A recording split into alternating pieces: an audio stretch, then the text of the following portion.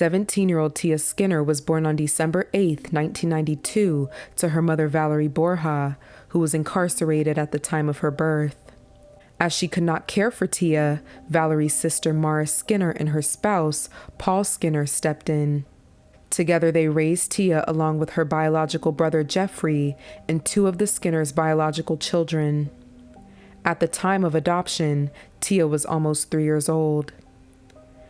Tia was described to be a very happy child that grew up in a protected family environment. Mara and Paul were married for 24 years strong. She was involved in school sports, band, active in the church, and had plenty of friends. Both Mara and Paul attended many of Tia's school and athletic activities, vacationed together, and often hosted her friends in their house. She was also an honor roll senior at Yale High School, who was even accepted early into Western Michigan University. Around 2009 and 2010, Tia's parents noticed that she befriended two friends who were not a good influence. This is when they began to question her judgment in choosing friends. With a lot of responsibilities in and outside of school, her life remained pretty busy. But that was until she found a high school love with 19-year-old Jonathan Kurtz around October 2010. She was just a month shy from her 18th birthday, and Jonathan's parents hoped that she would be a good influence on him. But Tia's parents were not happy about this news. They knew about Jonathan and the kind of friends that he had around and forbade Tia from hanging with him. When Tia told her boyfriend about her parents' reaction, he was disappointed and upset, but not as bothered as she was. Still, they talked for a while about how they could stay together and continue to talk when they're not at school. When she returned back home, she was determined to convince her parents that they were being unreasonable. They listened to her but still stood firm in their decision that they believed Jonathan was no good for her. On November 10th, her parents stumbled upon text messages from Jonathan declaring his love for Tia. Soon after, they grounded her and confiscated her phone. Though she was extremely upset, she continued to see him regardless of their restrictions.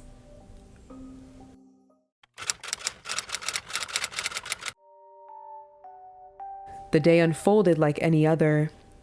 Tia went out shopping with Mara and Paul and later headed to dinner.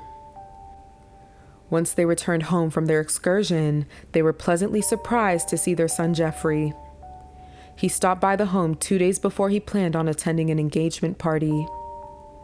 The family socialized and moved as usual until about 11 p.m. when Mara and Paul headed for bed. Tia asked her brother Jeff if they could watch a movie together in the basement, and he agreed. But the vibes would shift when they both heard rumbling coming from all the way upstairs. They thought this was strange, but didn't think too much about it. Jeff noticed that Tia went up the stairs around 3 times, but when she returned to the basement one final time, she told him, "There's something wrong. There's something wrong." Eventually, Jeff went up the stairs to see for himself. What he saw was a bloody trail, and so he followed it. Once he reached the parents' room, he saw Mara all bloodied, who told him she was okay and to go take care of their father. Once he ran downstairs to the front door, he saw his father Paul come back into the house, drenched in blood, and appeared disoriented. Throughout the chaos, Jeff kept yelling for Tia, but she did not come up the stairs. She somehow remained in the basement.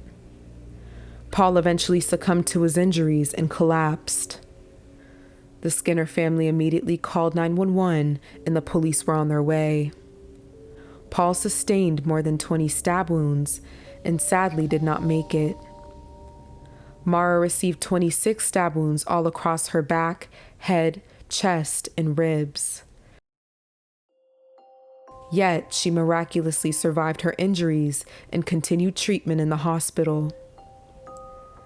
As Mara survived to tell the events, she recounted that she and Paul fell asleep that night. But soon she found herself back into consciousness when she felt blows to her head and back, and that's when she realized that she and Paul were being attacked. Paul managed to turn on the lights to see what was happening, and she saw a knife being plunged towards her chest, but she grabbed it. She screamed at her attacker to get out, and so the two men began to run as Paul went after them. Paul chased the intruders out the front door, but once he made it back to the home, he collapsed to the floor. While at the Skinner house that night, officers remembered attempting to calm Jeff down, but one paid particular attention to Tia and was struck by her calm demeanor. One officer asked her, "Do you know what happened up there?" And she said, "No, but my brother said it was bad." Soon, police took a spin of the house as it quickly became a crime scene. They noticed that the window screen in Tia's room was cut and a mini stepladder outside that was likely used for entry.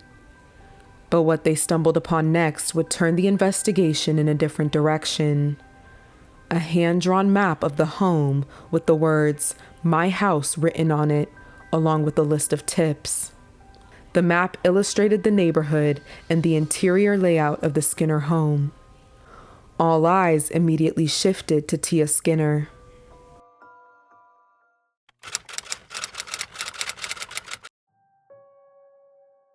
Tia was arrested just hours after the attack. While in the patrol car, Tia began rambling about being a senior in high school and her plans for college. Not once did she ask what happened or about the condition of her parents, which also struck officers as odd. Soon after her arrest, police quickly identified the two intruders: Tia's boyfriend, Jonathan, and his 18-year-old neighbor, James Preston. Once police questioned all three of them, they did not hold anything back and began to unravel the plot.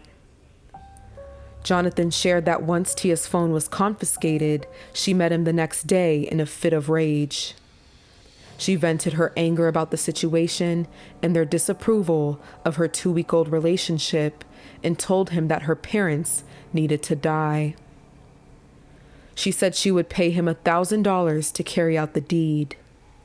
Motivated by the money, Jonathan recruited his neighbor James in on the plan, where they agreed that they'd split the payment $500 each.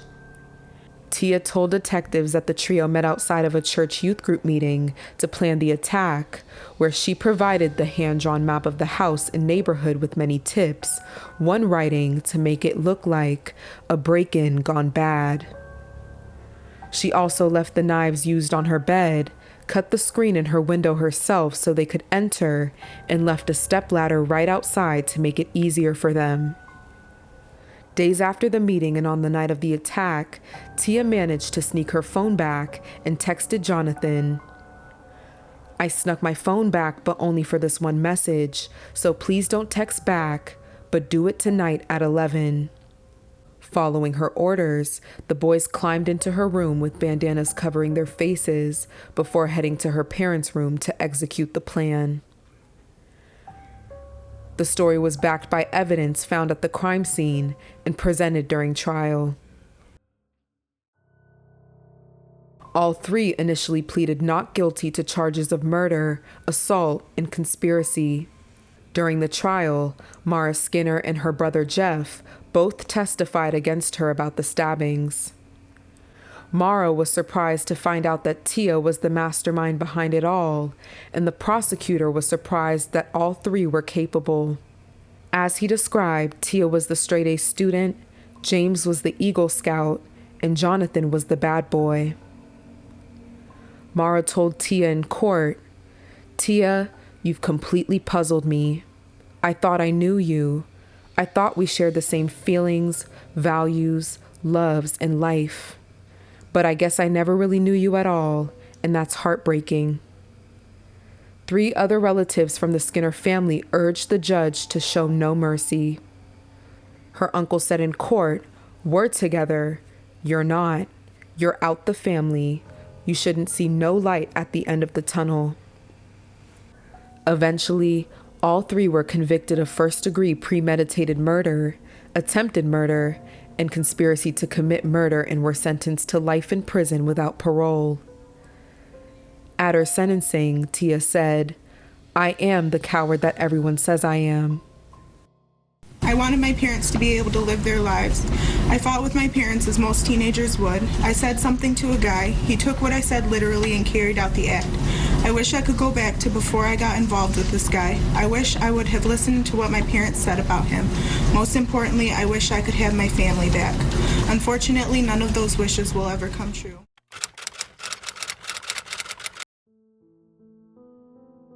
After the attacks, Mara suffered severe PTSD.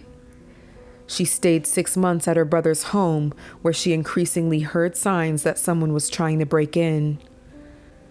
She found herself hypervigilant and thinking that someone was out to get her. She has since worked to help other victims, founding PS You're My Hero in memory of her husband. The nonprofit hosts an annual runner walk and raised money to remodel the county's Victims' Rights Office.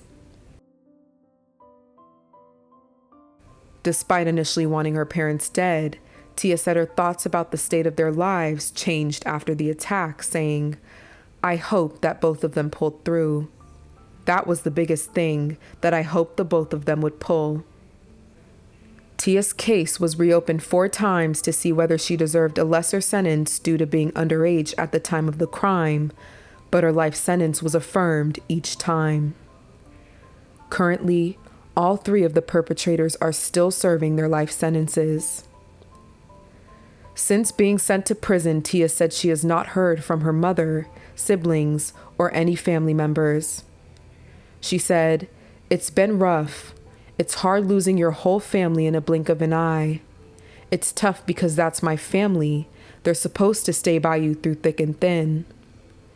Sounds like she might have a serious case of cognitive dissonance or delusion. May Paul rest in paradise and the Skinner family find healing from that horrendous night. Let me know your thoughts in the comments and stay tuned for our next case. Thank you all for watching.